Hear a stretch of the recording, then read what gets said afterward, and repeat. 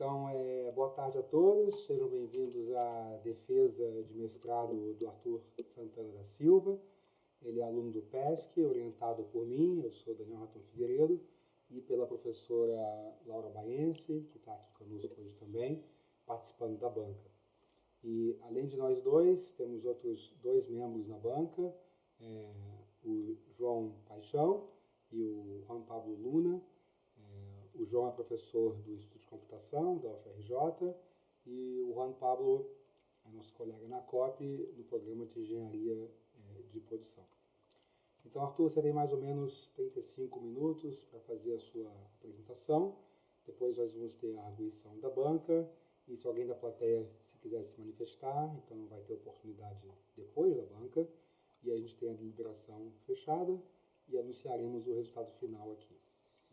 Então, para a sessão de apresentação do Arthur, eu peço para todos fecharem suas câmeras e microfones, para não ter interrupção, e aí a gente da banca volta com o vídeo na parte da arguição. Eu acho que eu falei tudo, só preciso agradecer aqui o João Paixão e o Juan Pablo por participarem da banca, ok? É sempre um período muito difícil, de final de ano, né? Hoje é dia 19 de dezembro, estamos aí apagados as luzes, né? Última semana do nosso período letivo. Então, obrigado aos dois por participarem, ok? Agora acho que eu cobri tudo. Laura, mais alguma coisa? Podemos começar? Tá ótimo, podemos começar. Arthur, então a palavra é sua. Tá ótimo. Boa tarde novamente, pessoal. Sou o Arthur, como o Daniel mencionou, Arthur Santana. Vou apresentar o trabalho intitulado Mathematical Modeling for the Job Shop Scheduling Problem with Realistic Constraints, né, orientado pelos doutores Daniel Raton e Laura Baense. Bem, vou iniciar fazendo uma breve introdução sobre o que é o problema do Job Shop, né? A gente tem que, para produzir um escalonamento, são realizados basicamente três questionamentos, né? Que são quais tarefas devem ser produzidas, em quais recursos e em quais instantes de tempo. Mais à frente eu tenho alguns exemplos, mas é basicamente nisso que se baseia o problema do Job Shop. E é um problema que o escopo desse trabalho, na verdade, né, se atém à produção de curto prazo, planejamento de curto prazo, que tem se mostrado uma tarefa crucial na manufatura de operações. É um problema em que diversas restrições devem ser satisfeitas, e mais à frente a gente já vai apresentá-las também. E é um problema onde se tem geralmente um período curto de tempo para tomar essa decisão, né, de planejar, né, de fazer esse planejamento, realizar o escalonamento.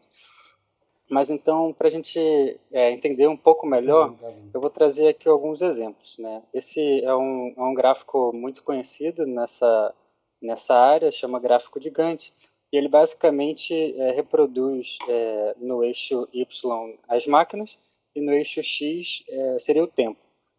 Então, cada cor vai representar aqui uma tarefa, e os números significam uma sequência de tarefas. Começando a falar aqui das restrições, nós temos que a primeira delas, né, é com relação à sequência de operações dentro de uma tarefa. Cada tarefa é composta, né, por uma sequência de operações que devem ser seguidas. Isso significa que não pode haver sobreposição de tarefas numa mesma... de sobreposição de operações de uma mesma tarefa, independente de serem na mesma máquina ou não. Então, em linhas gerais, o problema do Job Shop se resume a isso, se resume em escalonar, ou seja, escolher a melhor sequência de operações dessas tarefas para cada tipo de recurso. E então, qual é a melhor ordem dentro de cada recurso e considerando, né, todos os recursos, todo o planejamento, para que a gente venha a obter o resultado ótimo desse conjunto de máquinas, tarefas e operações. Então, aqui, como eu disse, né, algumas restrições têm que ser seguidas. A primeira delas foi a sequência de operações. Outra é que não pode haver sobreposição de operações numa mesma máquina. Alguns tempos, né, variam também de acordo com a máquina e com a sequência. Para cada operação de cada job, de acordo com cada máquina, né, esse tempo vai variar. Então, se essa operação 1 do job 1 for realizada na máquina 1, ele tem um tempo. Se for realizado na máquina 2, ele vai ter um outro tempo. E outro tempo, né, que depende da sequência, é o tempo de setup, é o tempo de preparação. Geralmente ele está relacionado, né, à preparação da máquina, alguma modificação que tem que ser feita, como troca de peças, por exemplo, e é representado por esse espaço né, vazio aqui entre uma operação e outra.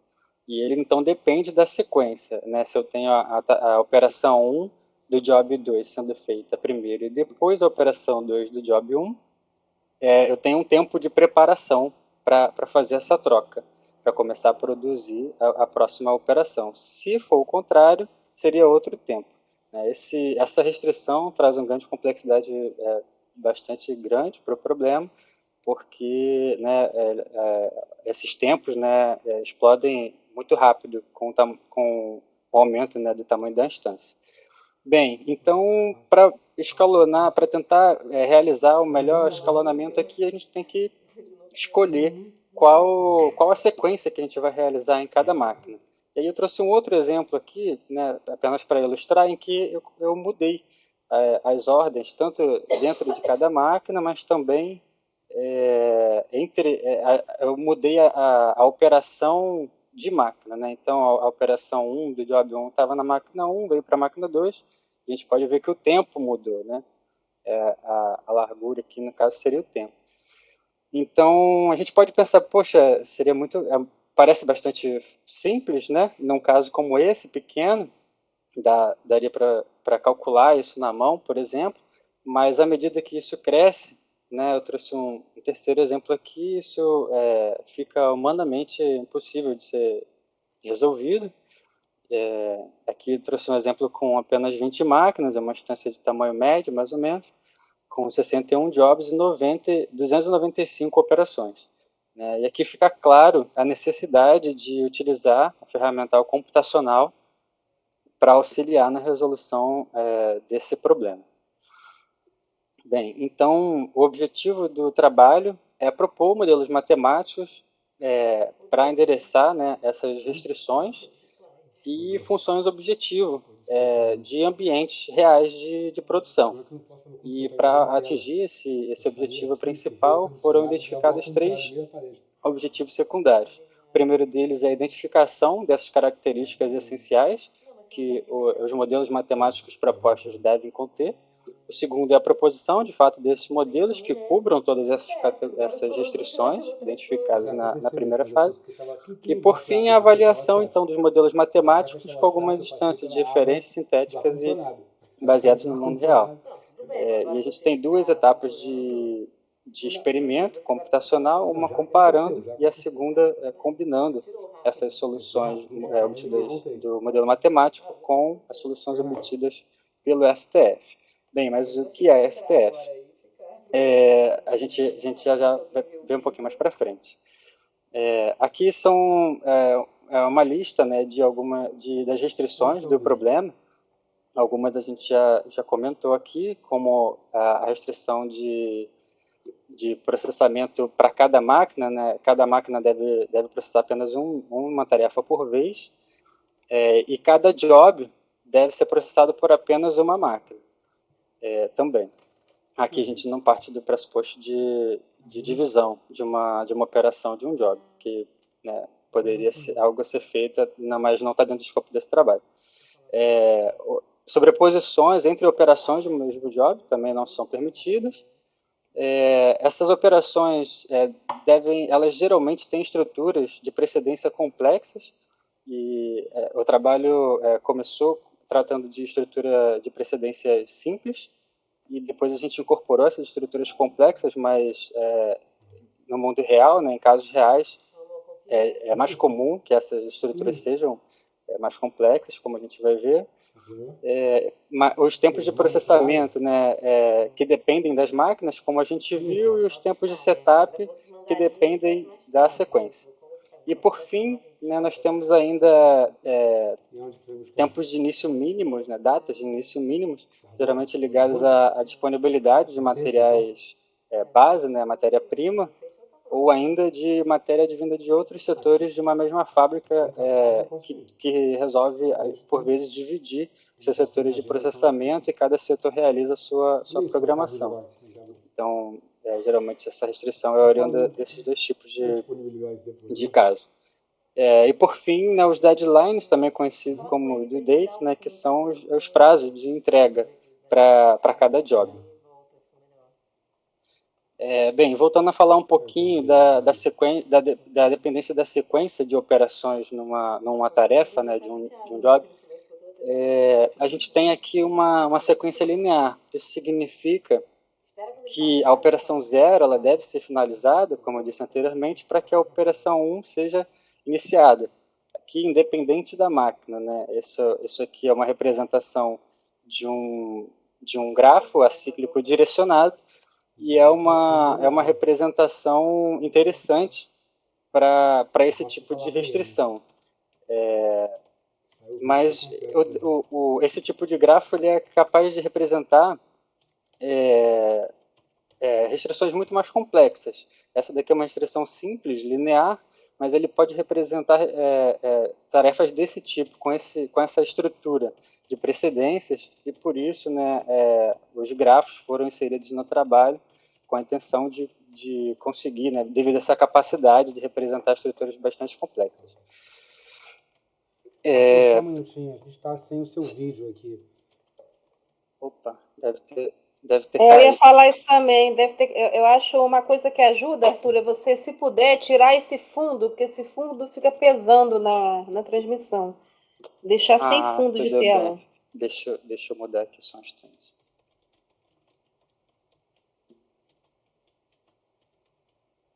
É engraçado, a minha câmera...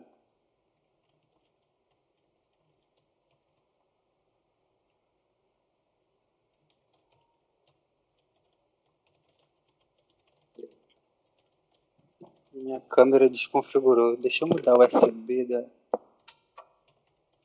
Estranho. Vocês estavam me vendo antes, né? Sim, de repente sumiu. Muito esquisito. E agora? Voltou. Ah, maravilha. Bem, vou continuar então.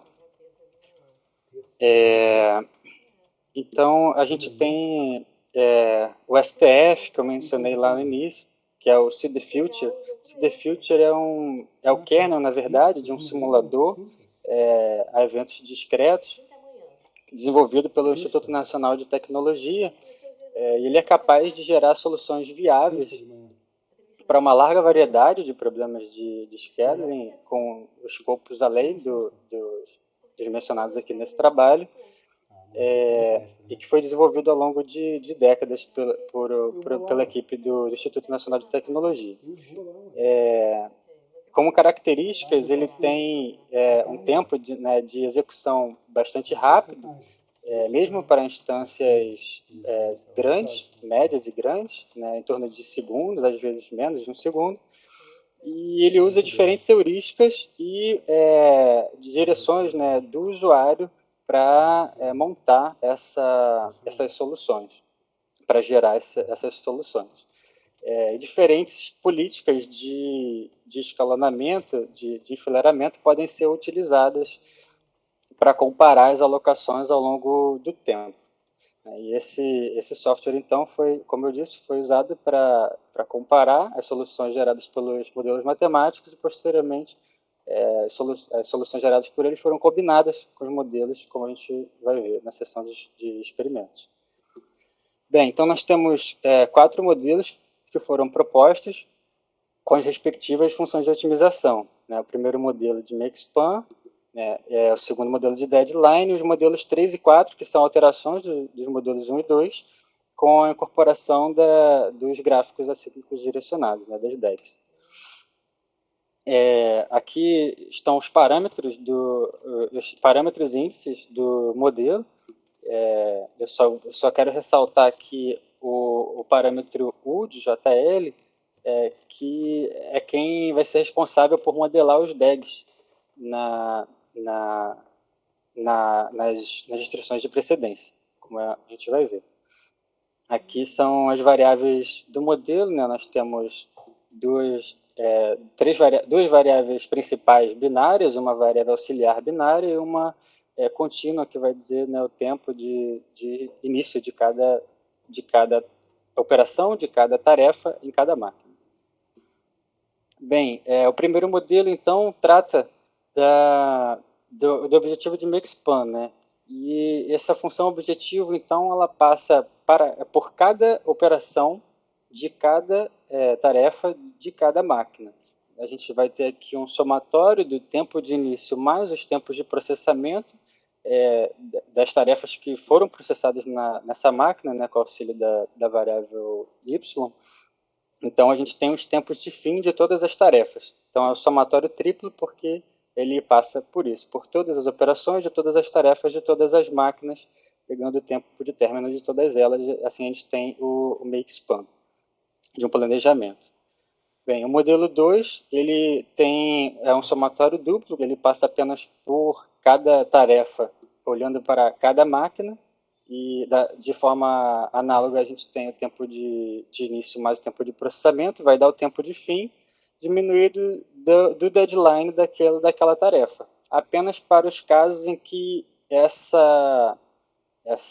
somatório é maior do que o deadline.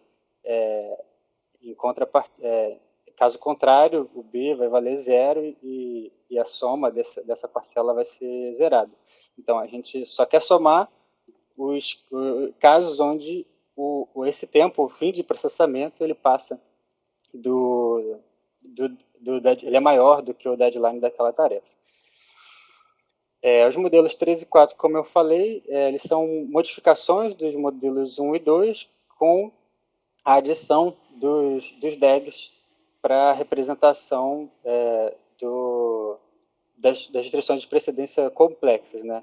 Então, o conjunto de restrições 3 ele não é mais necessário, e esses três outros conjuntos de restrição são modificados para incorporar o uso de DEGs na modelagem. Aqui dando ênfase, né, a esse parâmetro U de JL, é onde, como eu disse, onde estão modelados os DEGs, as precedências. Então, H é para cada operação dentro, né, desse conjunto aqui de operações. E a gente vai passar, então, para a etapa dos resultados experimentais. Para avaliação das duas etapas de experimento, nós utilizamos 3 tipos de instâncias. Um conjunto de instâncias de benchmark, com 2 versões, instâncias sintéticas, com dois subtipos aqui, né, de árvores aleatórias uniformes e de modelo de Barabasi-Albert, para modelar o gráfico, né, de dependência das operações.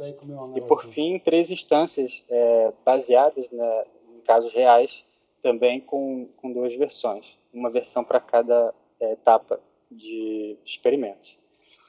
Então, a gente vai falar agora da primeira etapa de experimentos, em que ainda não existe a representação por DEGs, ou seja, as restrições de precedência elas são lineares, e foi realizada, então, uma comparação entre os modelos propostos, os modelos 1 e 2, e as soluções obtidas pela heurística, né, pelo STF.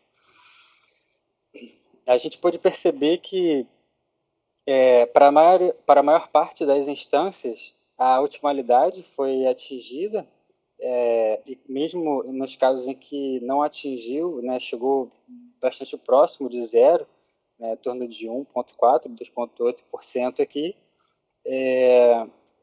E, em contrapartida, as soluções oferecidas pelo STF, embora todas as soluções fornecidas pelo STF tivessem qualidade, né, fossem piores do que as oferecidas pelos modelos,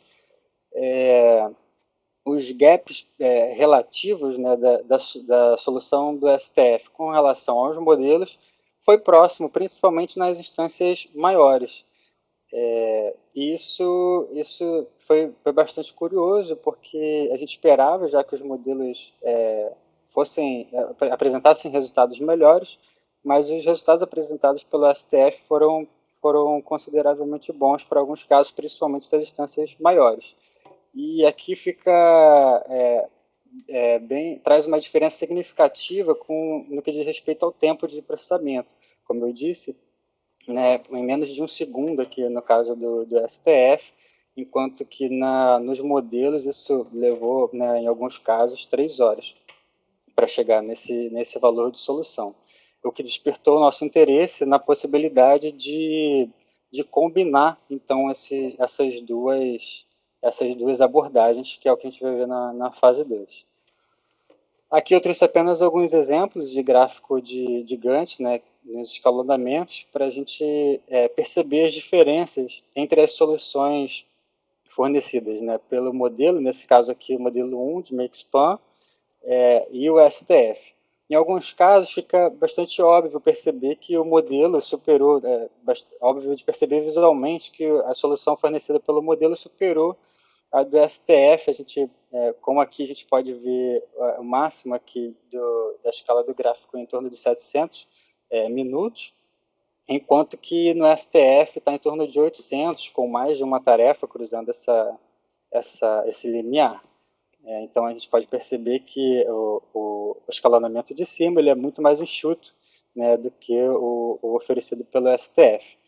Em outros casos não é tão claro assim, né, que é um caso interessante onde o modelo ele preferiu atrasar, né, um determinado conjunto de operações de uma tarefa, chegando aqui quase a 1.400 minutos, em detrimento de adiantar muitas outras.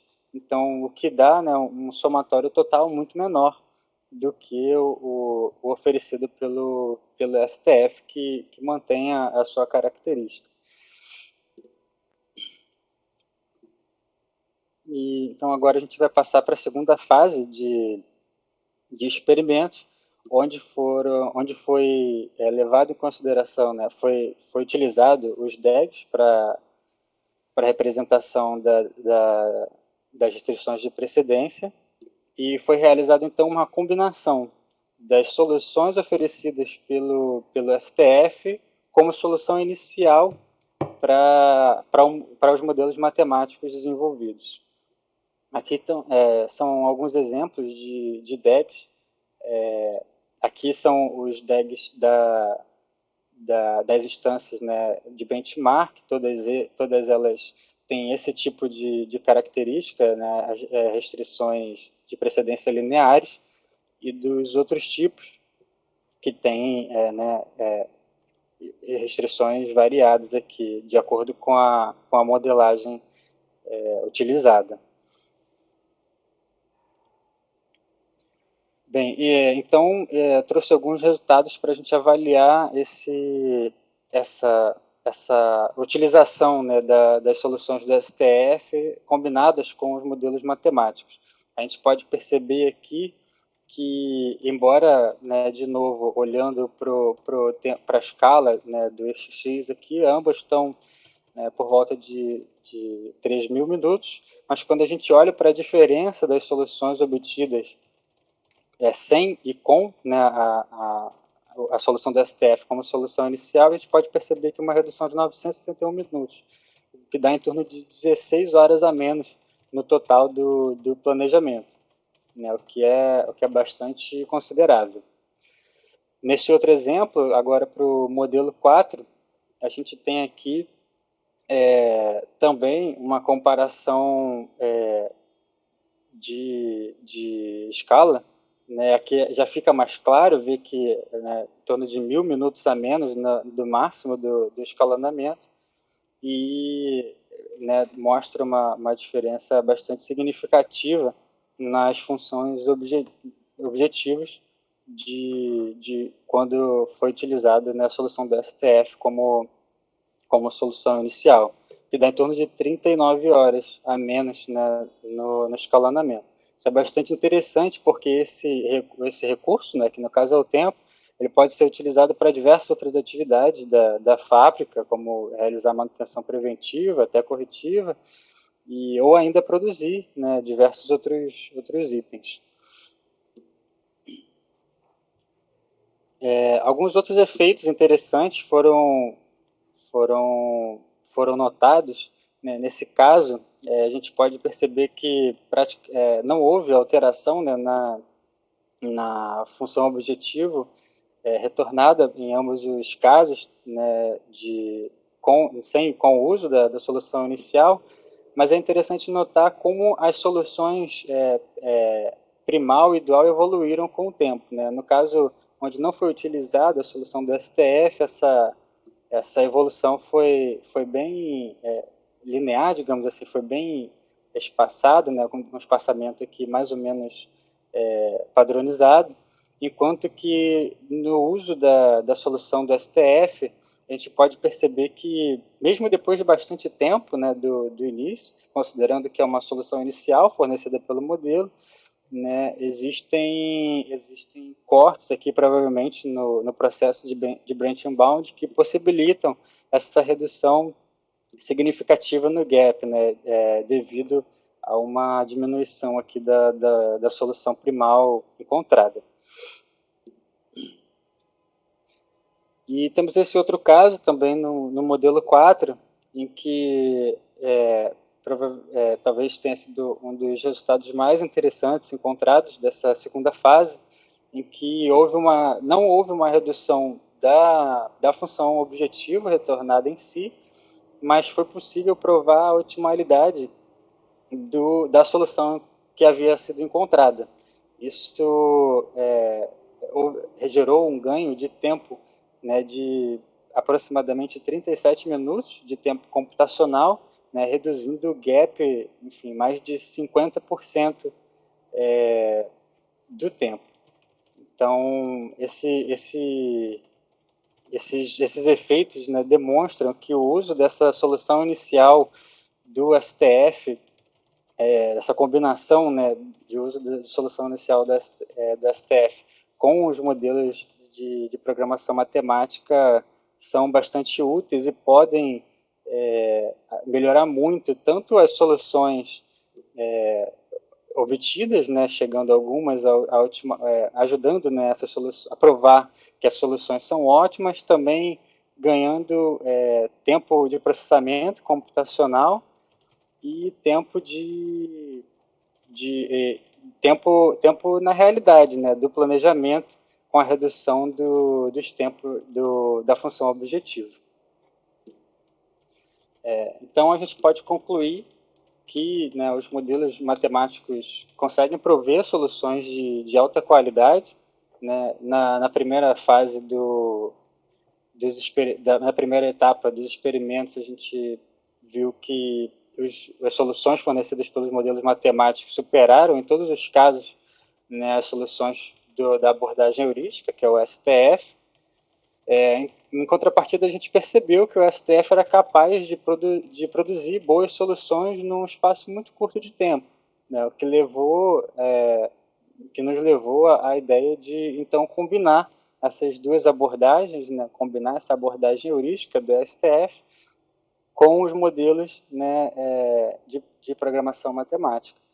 E assim, a gente conseguindo alcançar resultados melhores ou reduzir, né, significativamente o tempo computacional.